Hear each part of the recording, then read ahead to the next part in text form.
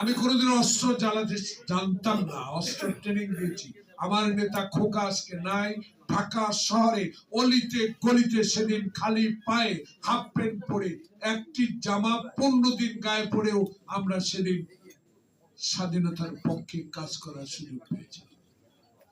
আমার সবচেয়ে একজন স্বাধীনতার যোদ্ধা হিসাবে আজকে এই পবিত্র দিনে এই সরকারের কাছে আমার একটা আবেদন থাকে, দয়া করে কারো কথায় কান দেওয়ার দরকার নেই।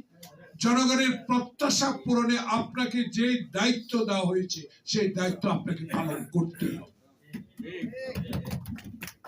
এই দায়িত্ব পালনের জন্য